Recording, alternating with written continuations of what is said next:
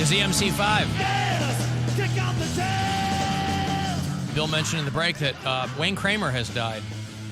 75 years old. Wayne Kramer, boy. This guy walked the walk. MC5 and the Stooges were kind of those late 60s bands coming out of Detroit that really walked the walk. Wayne Kramer was getting beat up at the 1968 Democratic Convention in Chicago, and he was, they were punk lefties, and they were drug addicts, and they were small-time criminals, and I couldn't find it. Bill said it was on Wayne Kramer's Instagram. Yeah. And so it kind of hasn't hit the... Yeah. I hadn't seen it hit the wider internet yet, but Wayne Kramer kind of got himself together later in life, and it kind of would go back out with whatever was left of the MC5, I guess. They weren't for everybody. I mean, they were very much an esoteric band. I mean, they were highly influential for a lot of other bands, but they never got massive in their own right. Gwen and I have been watching Eastbound and Down, and I saw his name in some of the credits because he would write some of the music for that show. Mm-hmm. Eastbound and Down is a show I had to take 2 or 3 times to get into, and I think maybe it finally stuck. Because when it was first run, I just was not feeling it. That Kenny Powers character, I'm like, this guy's like a child, and it wears on you very, very he's quickly. not a likable main character. I mean, I don't mind unlikable, but I was just like, but Jesus. He's very unlikable. Yeah. Because he is so childish and so aggravating. But there was like a Napoleon Dynamite quality, and I hated that movie. Makes me laugh so hard. And but I think it finally stuck. So now we're... Stevie Janowski. So now we're watching Eastbound and Down, but Wayne Kramer did a lot of the music for that show. And so... boy, yeah, they do come in threes. Carl Weathers, Wayne Kramer. Who's going to be the third one? Don't know. Alan, it was pot and pills on Darius Rucker. Okay. Well, there you go. Oh, Kate Quigley still hates him.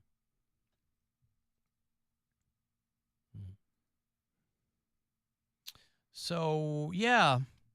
R.I.P. Wayne Kramer. I also neglected to mention, was it yesterday or the day before? It was Pauly Shore's birthday. It was our buddy Pauly Shore's birthday. He turned 56. And, it was yesterday. Pauly Shore turned 56 yesterday. And what did he get for his birthday? A cease and desist. Yeah, he got a lawsuit. Yeah, he got a lawsuit for his birthday. He's alleged to have beat a guy up. Oh, I thought it was from Richard Simmons. I was like... No, nothing like that. No, November 2022, this allegedly happened, and it's just now being taken to court.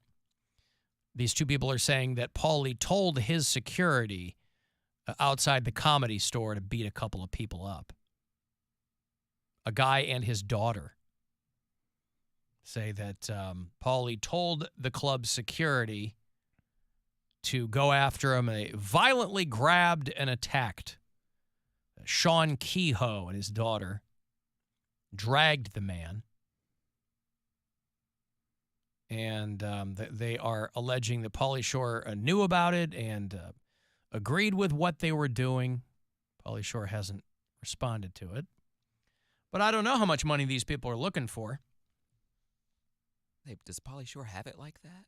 Well, I mean, he owns his mom's club. Yeah, he's got some money, but I think he owns it with his siblings. I mean, they all have. But he made a ton of money in the 90s.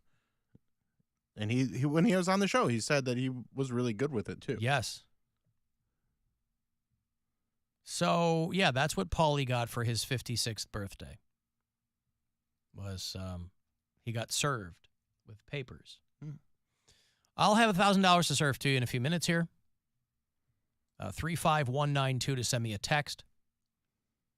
Jodie Foster was 23 when John Hinckley tried to kill Reagan to impress her. Okay. I thought she was still a teenager. Poundcake is talking about Sammy the Bull Gravano. No. A guy who I don't think he would know who that was. Yeah, I do. Mob Wives. His daughter's on Mob Wives. I know. What's her name? Tammy the Bull Gravano? No, what the hell is her name? Get up, Karen. Her name's Karen Gravano. Yeah. I just remember because this girl on there, Drita, she is the definition of on site, and she's just like, I'm sick of this bitch talking about me.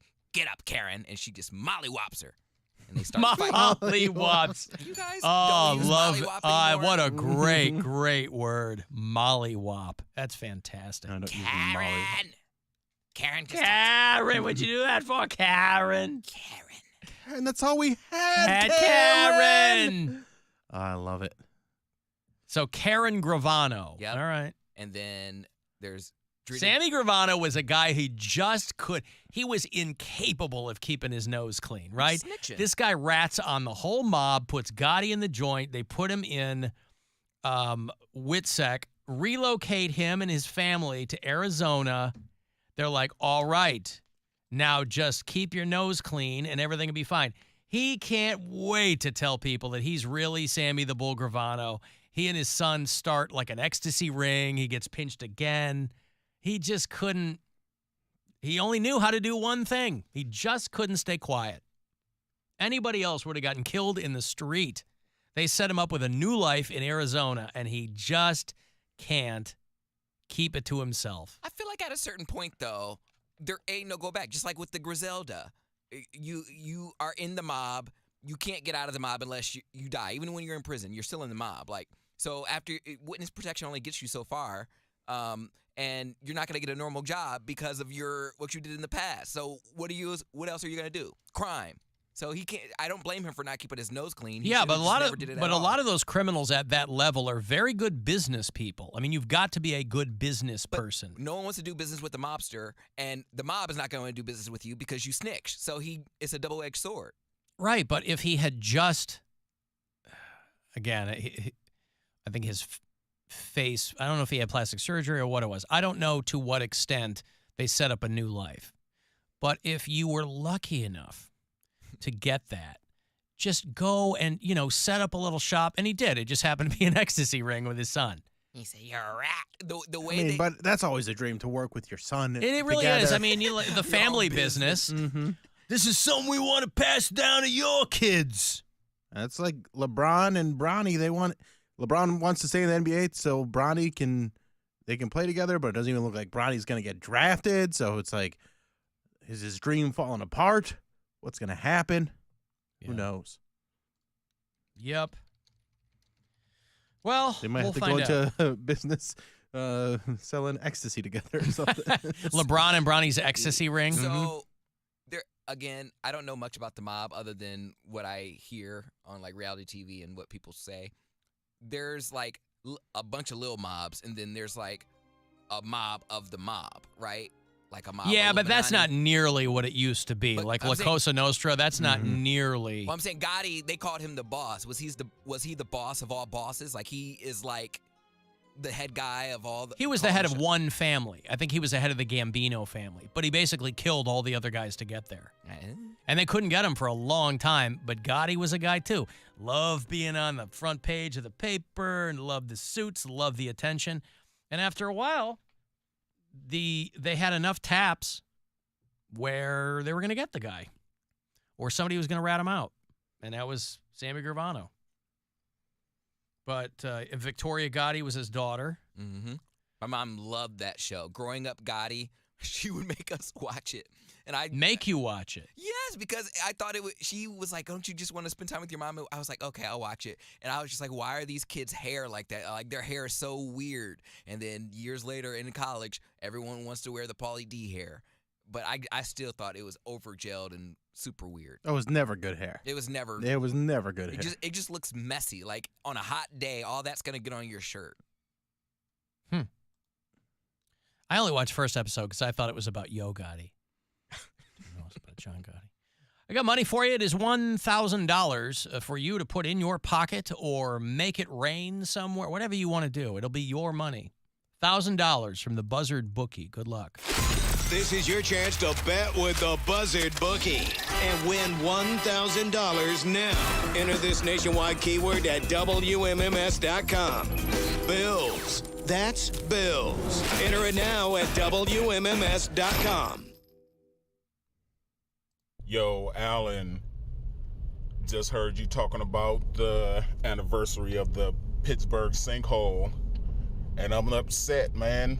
You didn't do the accent. You gotta do the accent, bro. Come on. Anytime you say anything about Pittsburgh, I look forward to hearing that accent. All right, love me, love you, hate the show. You know, I'm living in a gilded cage, Bill, with this Pittsburgh thing. Every time I don't do it,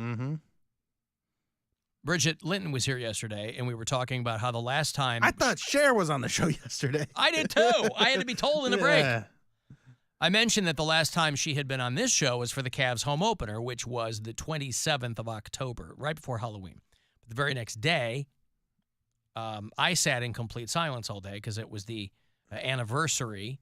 It would have been the 4th anniversary of the Pittsburgh City bus going into the sinkhole.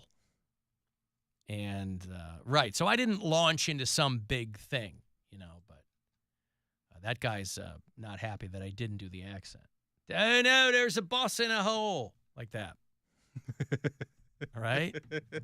How am I going to get to work? I got to start cooking fries and permanis in 16 minutes. That's my bus route. I come all the way down. I got to go all the way down from Dormont. I'll take the Liberty Tubes. And now I'm finally downtown. Bus falls in. Honey, the bus fell in the hole. Happy, sir? I saw a headline, and I tried to do what they asked. I really tried. I tried to have a little bit of interactivity with printed media. The headline said, "Try not to gasp when you see Super Bowl ticket prices." And I couldn't do it. I tried. I went, gasp? They told you try not to. I know, and you can't control yourself. It's just simple self-control, Alan. I pride myself. You pride yourself on having so much self-control, and they tell you try not to gasp, and you still gasp. Try is the operative word. I'm ashamed for you. I'm ashamed for myself because I read it, and I go, all right, here we go. And then I saw the prices. I mean, multiple times. So then I walked away for it from a little bit. It was on my desktop. I walked away for a little bit and came back, and the headline was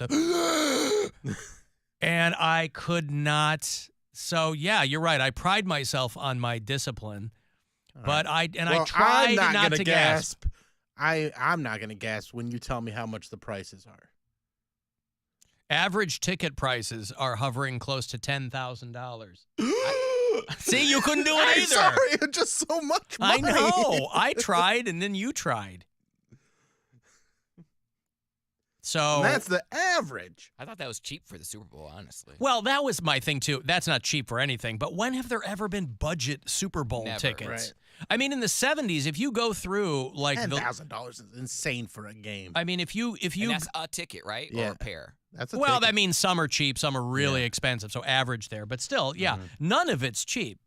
You know, in the 70s, there were points along the way. But some are so expensive that it brings that average up to 10,000. Yeah, right. I'm sure you can find something for like 1,000 or like 1,500 or something. Yeah, mid 80s and mid 90s. I was reading a thing. Mid 80s and mid 90s is when the NFL kind of made a concerted effort to raise prices rather than let them go up organically. You know, in the early 70s, adjusted for today's dollars, the ticket was like $100.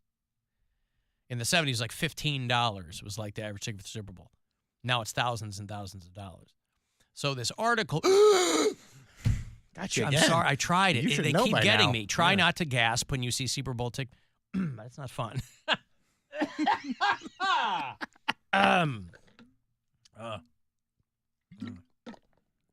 Average price is around $9,800. And, you know, because all the third-party vendors scoop them up. And as of this morning, the cheapest ticket on one of the apps was $7,200. So, yeah, but again, I don't know when they were ever super cheap. You know, because a lot of them, if you've ever seen the breakout of the Super Bowl, there's like 5 small sections where the public can actually get tickets. That's why they're so expensive. The rest of them are like corporate sponsorships and friends of the NFL. And so most of the venue aren't even tickets that are available to us. But I don't know. I don't care because I'm not going to the Super Bowl. Bridget's going. Well, she should go. She might go. She didn't say she's Yeah. going for sure. I want to be at a point in my life where I might go to the Super Bowl. Like, we'll see. I don't know. I don't know if I feel like it. Well, it's not whether or not she feels like it. She's waiting to see if she's going They to. need her to go. Yeah, there's a work opportunity. Here we are. We're like, can we get some tickets to the our festival, our iHeartRadio Music Yeah, Festival? right. Yeah. Hey, we've got a raffle where one person company-wide will win You don't 2 even get tickets. them there. Yeah, you want to talk about corporate sponsorships. we work for this company. Yeah, we're gonna go ahead and just auction these off. Yeah. I found a very interesting stat that it's pretty random, but I was kind of surprised. There has never been a draft pick from Alabama that has scored in a Super Bowl. And it won't happen this year either. Yeah, as prolific as Alabama has been as a college football program, as many star players as they've produced, no one from Alabama has ever scored a point in a Super Bowl. The Chiefs and the 49ers don't have anyone that went to college at Alabama on the active roster. I would think every team would have at least one guy from Alabama. Even the Coast Guard got an extra point in Super Bowl VII. Kurt Knight played for Washington, made the extra point. Players from 143 colleges have scored a point in the Super Bowl, But never Alabama. with players from Miami leading the way with 84. Florida, Penn State, Notre Dame, and California, but never Alabama. That's crazy. To which I 'cause say, ha, ha, ha, War Eagle. Go Auburn. You dummies. that's where your dad went, right? Yeah. And Charles Barkley. Uh-huh. They were roommates. No, they weren't. I'm sorry?